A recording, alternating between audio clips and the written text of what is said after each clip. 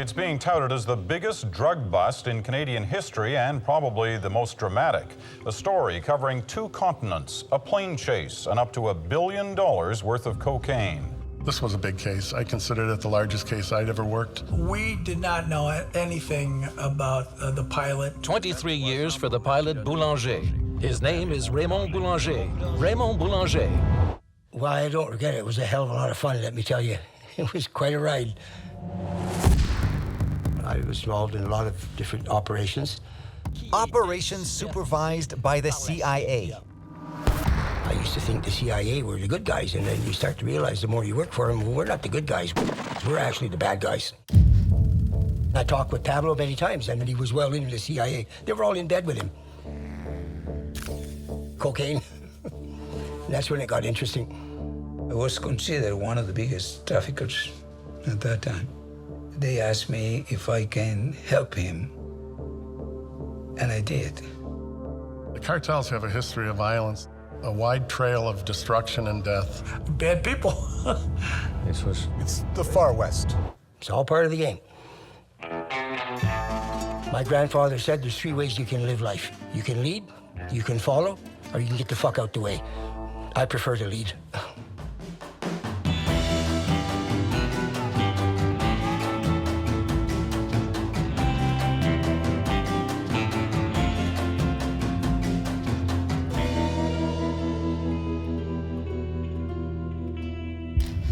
Pablo Escobar is a roughneck guy. He got around quite a bit. You know, he hustled. He was a good hustler. And then he got into the cocaine. And that's when it got interesting. In those days, it was mostly high-class people that did cocaine, partying, you know, movie stars, lawyers. It was called the recreational drug of the rich. The demand was enormous here in the United States for cocaine. The CIA are the biggest drug dealers in the world, bar none. The CIA created phony air carriers during that time because there was a conflict in Nicaragua. We were also doing counterinsurgency, which meant locating the enemy and then annihilating them. You'd find out where they were, and then you go in and bomb the living shit out of them. If you're not strong psychologically, then find another line of work.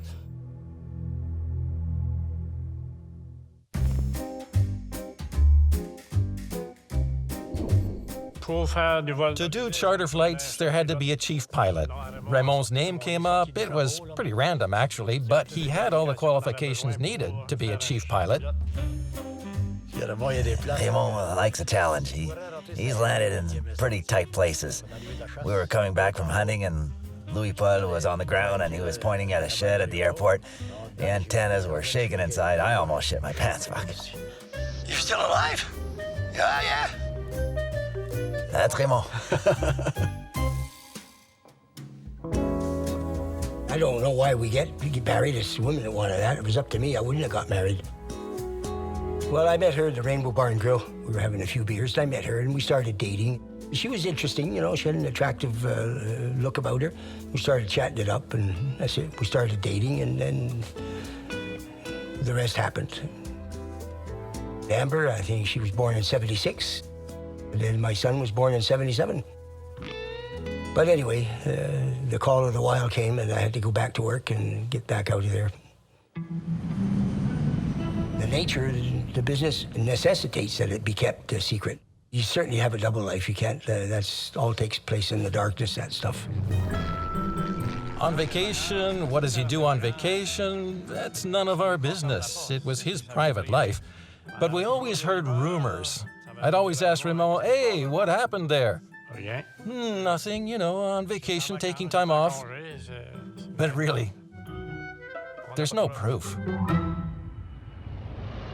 I always work for myself. I'm a freelancer, you know, I'm an individual. I take contracts or I don't take them. I'm approached if they want my services for a job, and I'll evaluate whether I want to do it or not. We have the option to take a contract or not. I'll turn down more than I actually take. You're a mercenary, and mercenaries, we're apolitical, you know. If we're a mercenary, we're hired professionals to do a particular job. We're not hired for a political opinion. They're the ones that are paying us. We don't care what their politics are. That's all word of mouth. People get around. So when jobs come up, people contact you. And when you say on the Rolodex, it's just the word means you're on the list. And a Rolodex is those things you used to put on your decks alphabetically where you flip through for names. And you're looking for somebody's name, you went for the first letter and you go under B. So when operations come up, they say, oh yeah, I remember this guy, that guy, that guy. So you call up the people and you put together a group. So we get contracts from all these different organizations. That was all CIA people. You have to be careful when you say working for the CIA. We're not working for the CIA. We're doing the CIA's dirty work in black operations under dummy companies that have no name, that appear and disappear in days' notice. So one of their transport companies, which was Southern Air Transport. Southern Air Transport. Southern Air Transport was a fake company. It was a front for the CIA. The American Secret Service used it for various clandestine missions. The CIA created phony air carriers during that time because there was a conflict in Nicaragua. The target was to overthrow the Nicaraguan government run by Daniel Ortega, the communists. They wanted them out of there. Since the Boland Amendment was passed in Congress in 1985, the Americans weren't allowed to interfere in any kind of a government or allow monetary or financial or military assistance into overthrowing a government that had been democratically elected. So they have to do it in black operations so they don't get caught. See, that's when the CIA brings guys like us into the picture. And that's our job. It's to overthrow the government that's in place. That's it.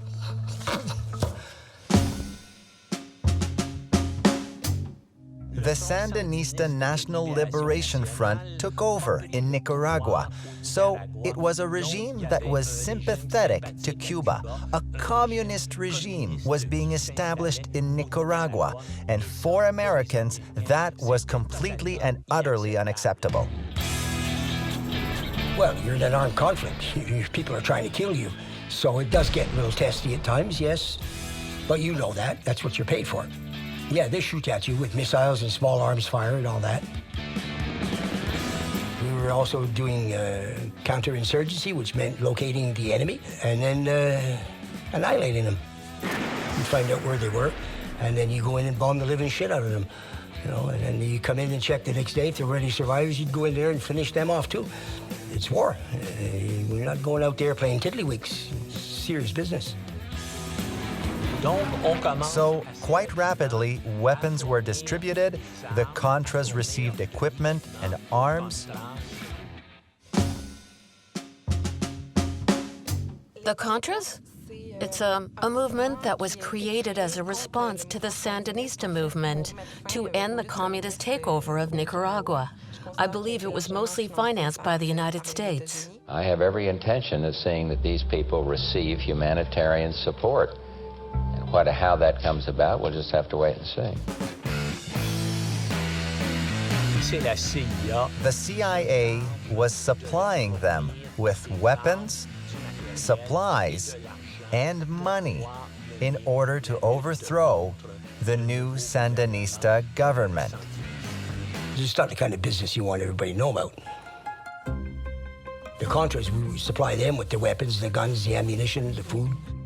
Yeah, it was all planned. We did what we had to do.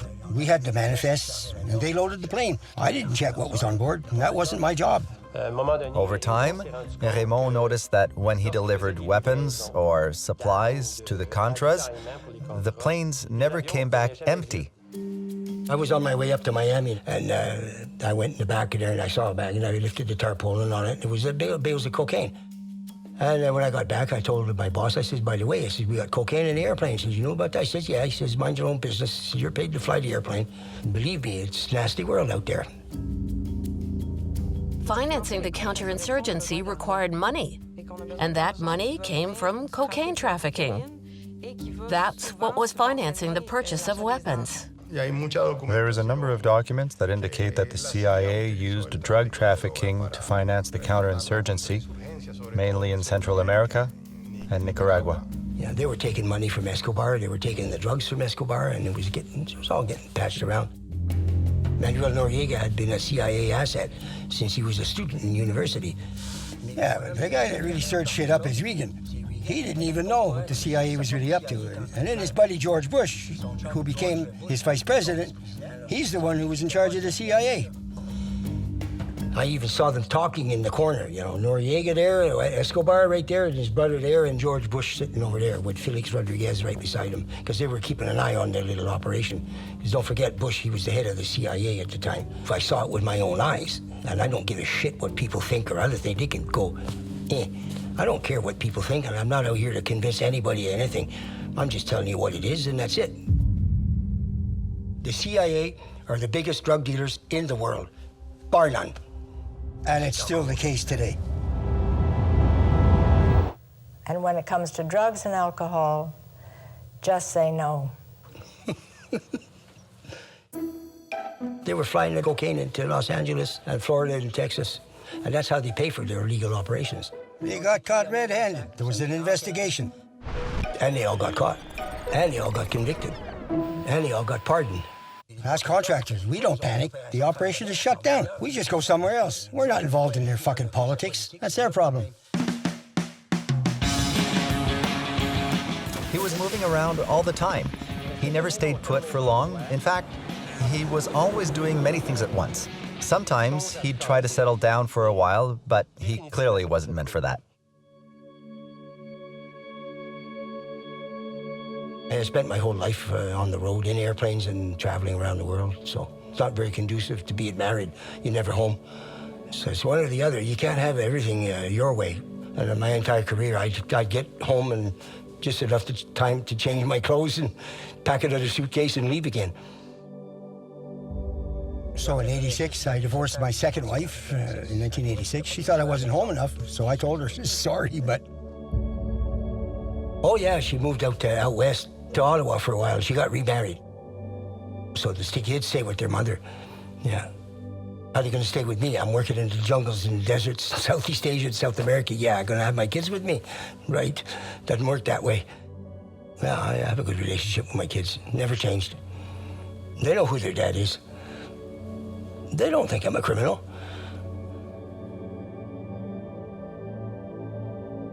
It's a difficult life if you're raising a family. It doesn't work very well. You know, you're never home. And I don't regret it 1 inch. I love it. Wouldn't change it.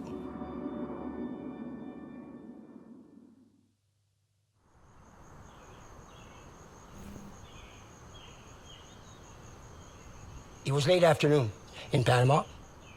We were walking on the golf course at the Howard Air Base, and we saw a bunch of guys playing soccer over there. They kicked the ball at one point, and it came rolling out to where we were.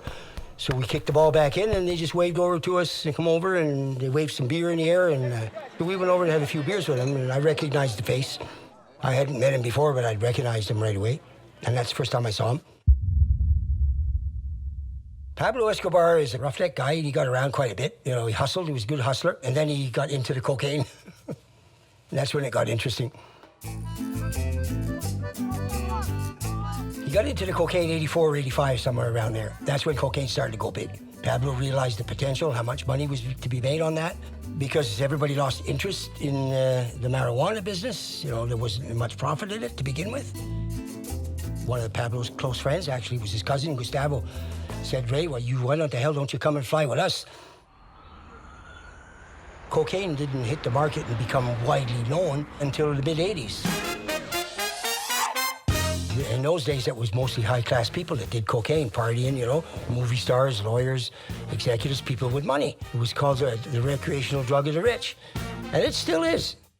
Demand was starting to increase quite drastically, and a new market was created as a result. Yeah, you could say that.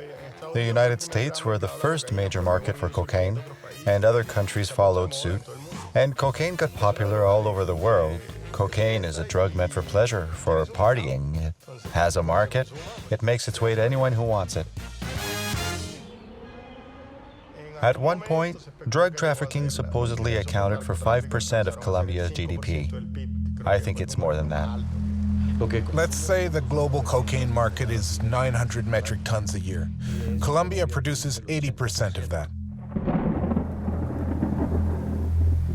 It seems that the climate, the geography, and the armed conflict created just the right conditions for Colombia to produce a huge amount, in fact, a huge amount of cocaine.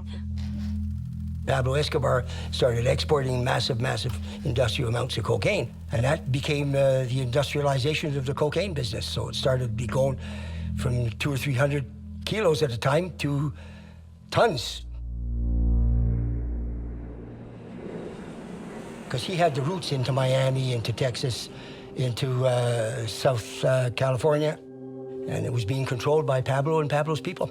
And that's what the cartel was. So Pablo had not only his own cocaine, but he had the cut of everybody else's, who was piggybacking with him because he had the doors. Yes, he had a lot of coke to sell, and it didn't cost him anything, and the others would go through him, and that's how it was. That's how cartels work. You have cartels that form together to control the prices, control the quality of the product, control the distribution, control the territories. They have agreements that are put in place that makes it function. It's like a corporation. In Colombia, 10 people can get together and start a laboratory. They can produce and sell a ton of cocaine. The buyer has the responsibility of transporting it and delivering it to the US, Australia, and Canada, where it is sold. I would tell them, this is the kind of airplane you got to use, and you can't load it more than that. You would show them technique. How would they pay me? Many ways.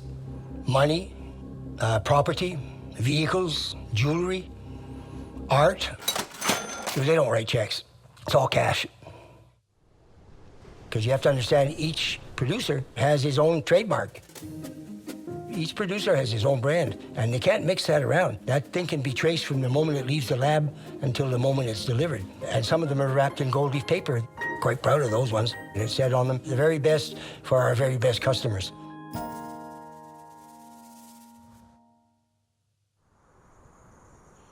And the best way to get cocaine into the United States and to supply other markets was by airplane.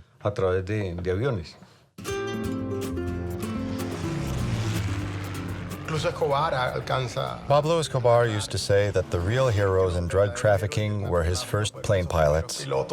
Piloting schools started popping up throughout the country. A lot of people got their piloting license, and a whole air fleet was created for Colombia's drug traffickers. Yeah, they didn't do any training. They just sent guys out there randomly. The guys weren't used to it at all. They hadn't many flying hours, and so a lot of them crashed, messed up. Well, you're flying overloaded airplanes. You're flying in extremely dangerous weather. It's dangerous. It's extremely dangerous. Yeah. You want me to tell you more about it? It's dangerous. The first years I got involved in that, they were dropping off aircraft out of Cali to the rate of 20, 30 a year by using inexperienced pilots, flying in bad conditions when they didn't have to, at night when they didn't have to do that, because they were grossly overloading their airplanes. And I remember many occasions where I knew people that were doing that, and I said, you're going to kill people. Even here up front in the luggage compartment, we could easily put up to 60 kilos in here. They didn't understand aerodynamics and shit like that the airplane will fly at that weight. Way beyond that, it won't fly.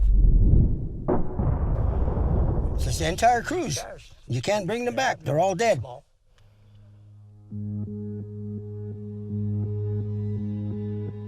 The Caribbean Sea is full of planes. It's a drug trafficking cemetery. Being a pilot in the drug trafficking industry was very lucrative. All the poor kids wanted to become hitmen. All the middle-class kids wanted to become pilots. The lifespan of those planes wasn't long. The way they ran their operations, they obviously didn't understand much about aviation, seriously. And I sat around the table, I said, why are you doing this? Well, we're and that. And I said, well, you don't understand what's going on, do you? Because there's no percentage in losing a guy in the ocean and an aircraft and your load, just because, you're being stupid. I said, there's smart ways to do it. And that's the way we changed our tactics a little. So I flipped all that around. I had started doing flights in the daytime, and I showed them how to penetrate air routes and hide among all the air traffic in the daytime. That's when we gave checkouts to the pilots that were able to handle those flights. But we trained them well, and we taught them how to stay safe. They don't understand the nature with the radars and all that. The radar can't track you more than 200 miles or 250 miles away. It doesn't have the range. Even if you fly at night, you're not going to hide from the radar, no matter what the weather or what the time. The radar's going to be there. They're not all geniuses, these drug traffickers, you know. I explained how to use air routes, how to use them to hide from air traffic. They went from losing 20, 30 airplanes a year down to 1 or 2 or 3. And the 1 or 2 or 3 was due to incompetence and taken off way overloaded, but nothing to do with the people that I work with. That was Raymond Boulanger's heyday, working with drug cartels. He was really there during the golden age, when cocaine made it to Montreal and everywhere else in North America. In 1977, DEA at the time seized 600 kilograms of cocaine for the whole year in the United States. 1988, DEA seized 60,000 kilos. So the demand was enormous here in the United States for cocaine. We basically were going after the air wing of the cartels. And eventually, we would catch up to them and we would start having seizures and we would start penetrating different areas of their production. Pablo didn't like the DEA. There was $500,000 U.S. reward for anybody who would shoot a DEA. They were scared shitless, put it that way. They didn't dare. They killed anyone linked to the DEA. They had their tongues cut off and threw them in the street. The DEA agents were very scared of him as well. Very scared. So you can believe me, the DEA weren't hanging around in public places. The Colombians called us the ugly ones. DEA. They didn't like us. Yeah, we always played hardball with them. Always. We never gave anybody a break. Bad people. Yeah. So, yeah, you had to play hardball with them.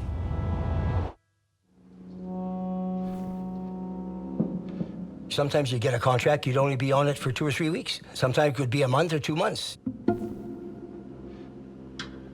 First flight I did to Mexico for the Medellin cartel, and that was into the desert in Nuevo León, southwest of Monterrey.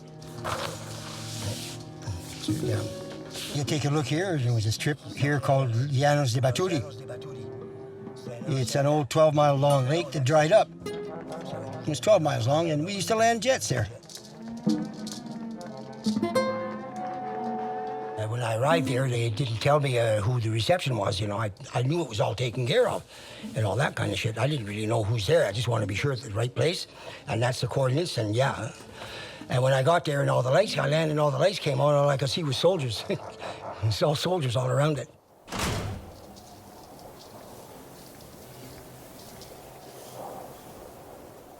Just off, shit. You know, the jig is up or something like that. You know, we're done. First trip into here and we're caught. And you could tell they were military. These weren't haphazard, you know, hired thugs, you know. No, these were guys in military uniform. And sure enough, when I opened the door, it was a full lieutenant colonel that came to the aircraft. And he knew my name already because he was expecting me. And he called me by my name, Comandante John. And hey, come on, okay, we'll take you. And we had a cognac. He said, I'll drive you out of here. I'm the one that's going to drive you out of here. Oof. I was pretty relieved after that. About 20 minutes later, we left in a truck. I didn't know, and they didn't tell me that this was all arranged. And I got used to that after that, because it was either the military or the police. It was the either or. Everybody's on their payroll. That's either it. You either work for them or you get killed. It's that simple.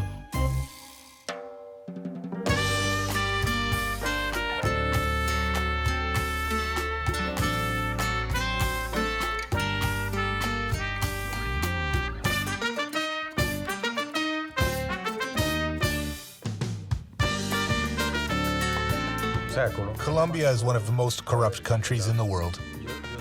I think that if corruption were to stop, hypothetically, for a month, the Colombian economy would completely fall apart. Immediately. I left Cali with drugs on the plane. I left Medellin with drugs on the plane.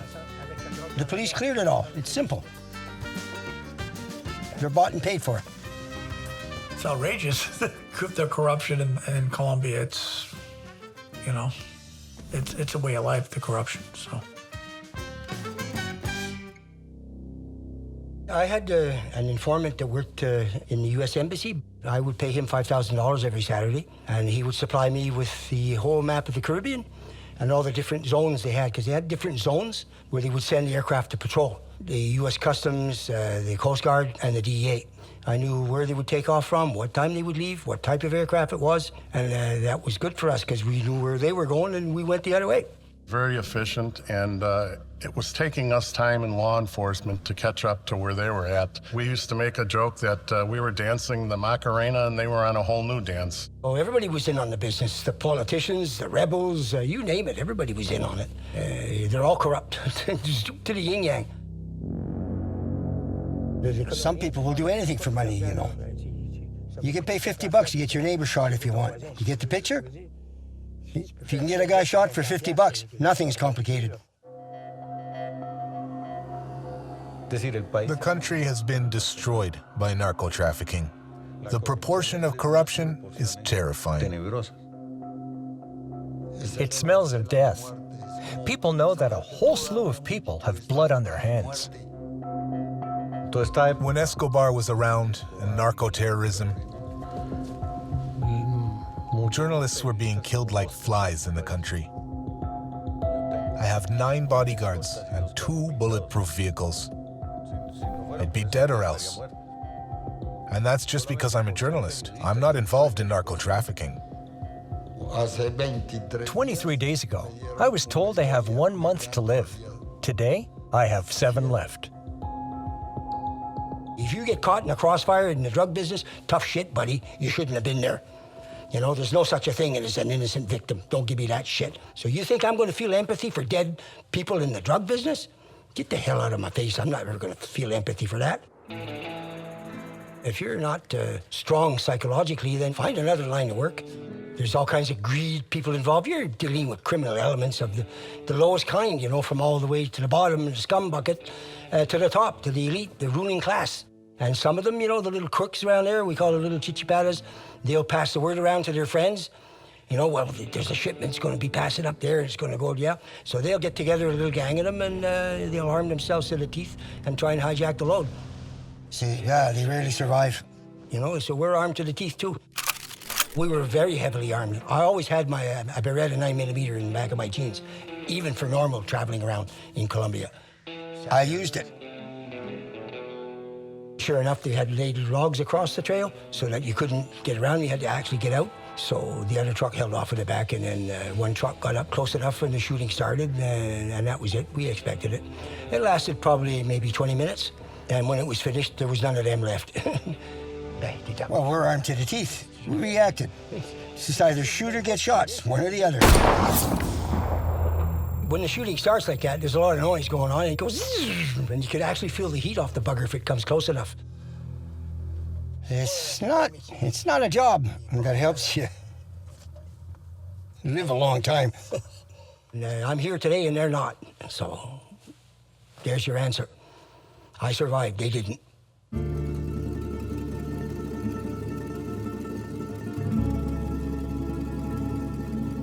It's just thrilling, it's exhilarating. And after that, you just say, hot damn, okay, and that's all over, and then you get over there and you go get whiskey and smoke a few cigars, and then we go on to the next job. You know, it takes a couple of days for the adrenaline to wear off. Even after a long drug flight, you know, a successful drug flight, we'd take 3 or 4 days, and we do nothing but hang around the pool and get drunk, you know, and fool around with the girls, and, you know, smoke a few joints, and chill out until the next job. But after 3 or 4 days, you get antsy. You say, okay, you know, where's the next job, you know? you want to be going all the time, you know? It takes a while. He was really excited by it. He'd take his plane and fly. It rained. He went through the jungle. It was all about the adrenaline. He thrived on it. It was his drug of choice. He was his own worst enemy. When you think about it, he always wanted a bigger rush, more excitement. He knew how to fly. He knew the risk he was taking. He was an adrenaline freak, probably, like they all are. dangerous. It's fun. It's adrenaline buzz. It's a boost. You know, you become an adrenaline junkie. And frankly, we're all adrenaline junkies when we're in that business. We thrive on the adrenaline. The buzz is extraordinary. The money's secondary. But it was a tug of war. We were going back and forth, and many times it didn't feel like we were winning the war, but at times we did. We can't do what the cartels do. They could kill people, they could pay off people, they could threaten people. So they have that capability, and we didn't have that. So there were people in Colombia that were very much affected, and the citizens of Colombia, the amount of violence that they had to put up with, and innocent people that were in the crossfire. The United States bears a burden because we create the demand. It's not worth lying to ourselves anymore. If drugs enter the United States, it's because the United States is letting them in. There isn't a shortage of cocaine for users in Canada or the United States. There isn't a single dose missing. So where is the fight against drugs happening? Who's taking care of it? It's a joke. This drug war is a sham. It's false. It's fake. That's called corruption and greed. You know, money is evil. Don't forget the old saying, the root of evil is money.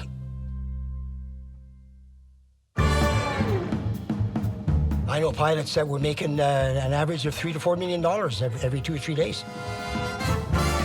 After 85, I don't think I ever did a flight under $3 million. I kept money up here, yeah, and my dad used to hide it in his double wall. Because I knew young guys that were 25, 30 years old and had $15, $20 million in their basement stashed. But they were so nervous, they would go to the restaurant, and after about an hour, they're all nervous and they want to go home. The money ruined their life.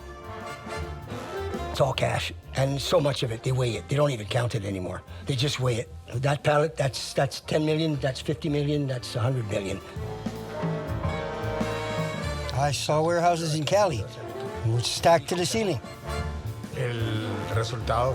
That led to huge fortunes appearing throughout Colombia. The fortunes were so large. There was so much money, it became obvious because drug traffickers were spending so much. The flashers are always there. The fancy cars in Miami and all that, the Miami Vice scene. These huge houses with all the art to show off that they got money. So I don't understand people's fascination with money. You want it because you don't have it. But when you got too much of it, you don't want it that much, believe me. It's more problems than it really brings. That'd be a good question to ask him. Where's his money? Fuck off. Don't like it complicated. I know where my box is.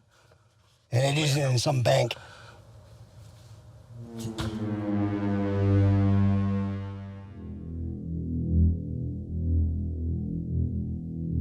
The business of the DEA now was not going after the damn drugs anymore. They were going after the money. The whole idea was to seize the money.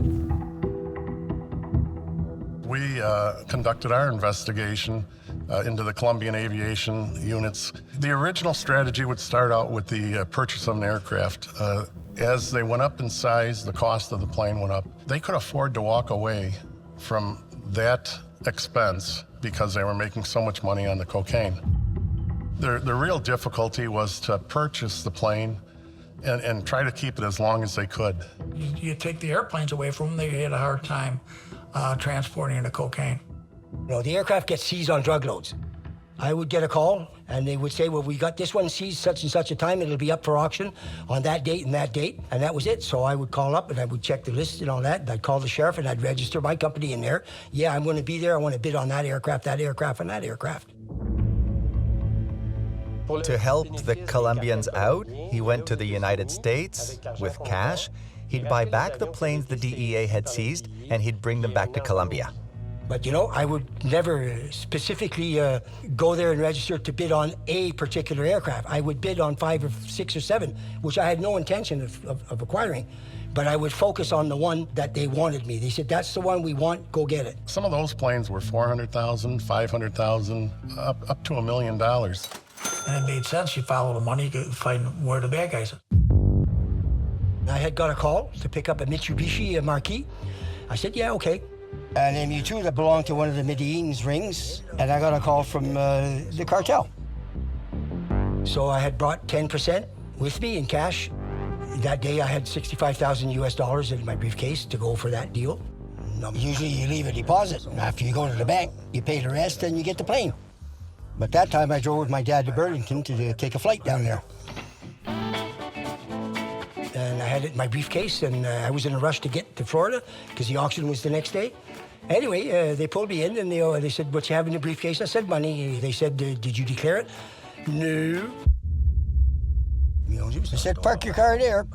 Park the car, search the car, all that. "What do you have in your briefcase?" Well, I said, "Money and documents." "Where are you going?" "I'm going to an auction." Well, so in the office, so they take it out, and then they counted every bill, and they registered every serial number.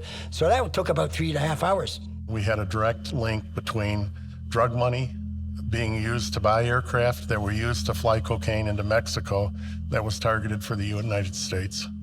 And as an enforcement technique, we would use those opportunities for surveillance and for tracing the money back to the Colombian organizations. And not only that, when they were questioning me and all that, they sent a fax to the sheriff's office in Broward County, and he returned back, "Oh yeah, we know this guy very well. He comes here often. His company's registered. Yes, he does come here. Yes, he's registered to come. He's going to be at the auction tomorrow. That's probably." And the DEA said, "No, you're going there to buy drugs. Because once they get their hands on the money, that's it." My dad was with me, and he had 20 grand on him because he was going down to play the casinos and have some fun. So he got arrested too because he didn't declare it. I did 13 months in the penitentiary in the States for that. My dad did 12 months. The charge read, "Failure to declare a monetary transaction exceeding $10,000. And they sent me and my dad to Danbury, Connecticut after that. Oh, he took a big, my dad just laughed. He just, we get on with it, just deal with it. We had fun, it was pretty relaxed. And we had, there was some very high level financial criminals. Yeah, but he had his own little sideline going on, and I won't talk about it. That was his business. My old man had his own little dealings. But he was very generously compensated for his time. According to him, it was fun. He taught inmates French and all. He doesn't seem scarred by the experience. Oh yeah, I enjoyed myself, and it was a good time. And during his incarceration in an American prison, he met a Belgian man who sold weapons and other stuff to various countries. But I got into the arms business with him. We sold weapons to various clients that needed them for various reasons, let's say. We oversaw local distribution in the Middle East and Africa. I had Ecuador, Peru, and Colombia as clients. I supplied them with bullets for the police, 9mm actually.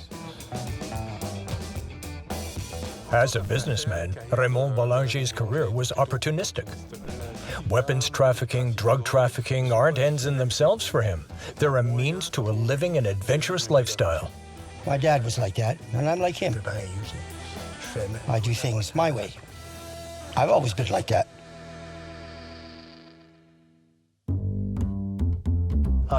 When he got out of jail, Raymond turned to selling weapons, aircraft parts, and aircrafts in countries that needed to be supplied clandestinely because they were on the US's blacklist. He served as liaison between the buyer and the seller. He was the middleman that both parties knew and that delivered the merchandise. He was the one trusted with the merchandise, and he ensured that everything was delivered according to plan. Belgium is really the center for arms businesses, everybody's represented. It's also the headquarters for NATO. Yeah, actually, we were just down the street from NATO. Kitty Cat across the corner was the NATO headquarters. And that was our office, just right next to them. So you'd get to meet all the people from these countries and make your contacts and take your orders. So we would meet all the different people, the military attachés and all that, and diplomatic soirees. He sent me a list every month, a list of what they needed. I made the purchases. There are lenient laws in Belgium, Belgian regulations work in favor, let's say, of clandestine and illegal operations of weapons trafficking, as they are, of course, quite lucrative. I think it's sick what people do to make a buck in it. So I would go out and shop for that. Kept me pretty well on the go. It's quite exciting. Sometimes I had to bribe people to get certain parts made because they were strict with military specification numbers on them. So I bribed people. I only remember a couple of occasions where I had to collect money, and we won't discuss the collection techniques here. They were given a choice. They either cooperated or they got shot. And they would be confronted with the briefcase and the gun. You either cooperate with us or you get killed. It's as simple as that.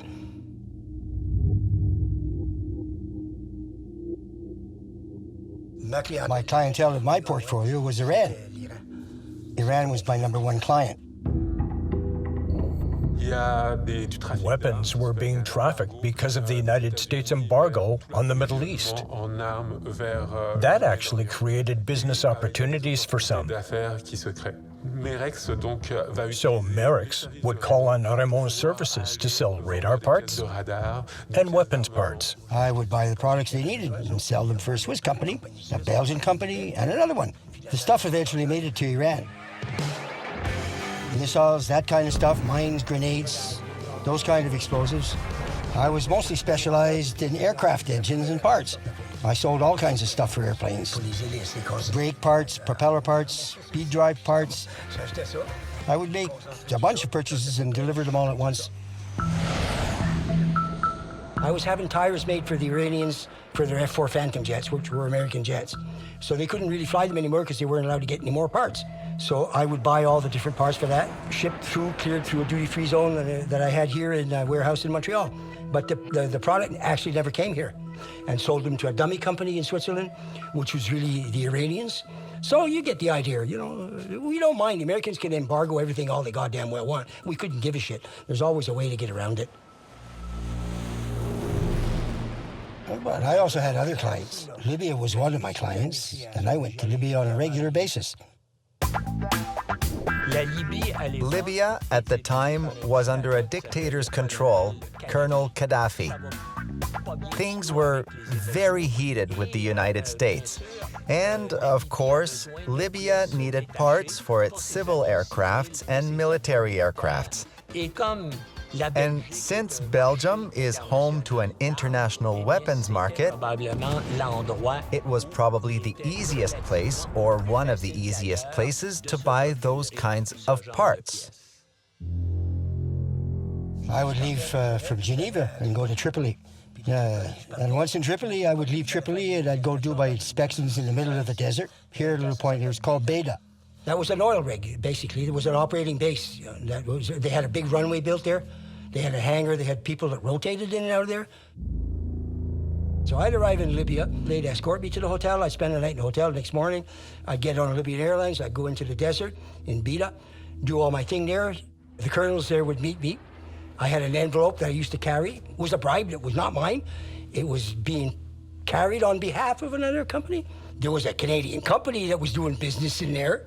And that was who belonged to the envelope that I gave to the colonel. I mean, I didn't get to open the envelope, you know.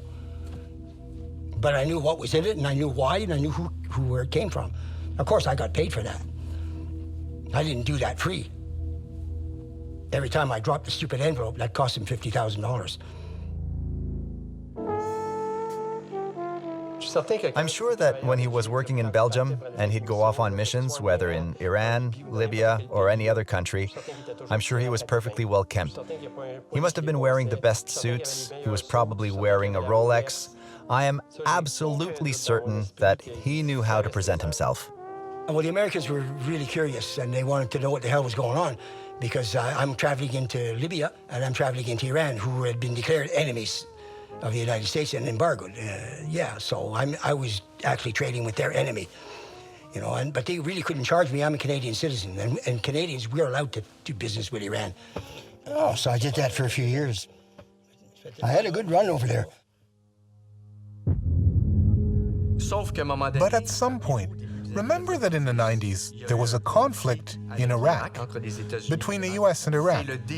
That's when the Gulf War happened. And Raymond Boulanger at that point felt things were going to fall apart. He decided to completely retire from that line of commerce.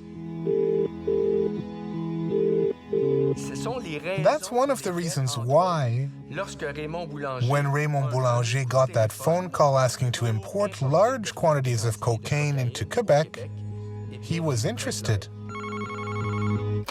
People had tried and they said it was impossible, it couldn't be done. And I said, that's ridiculous. Of course it could be done. There's no such thing as impossible.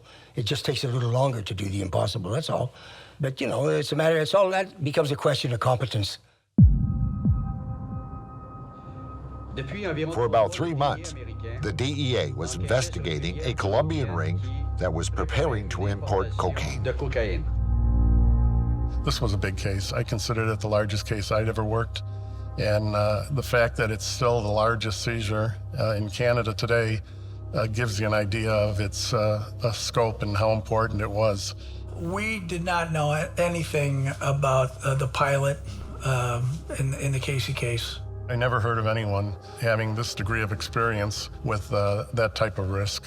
It was probably a somewhat unique type of a pilot that would take on this kind of a challenge.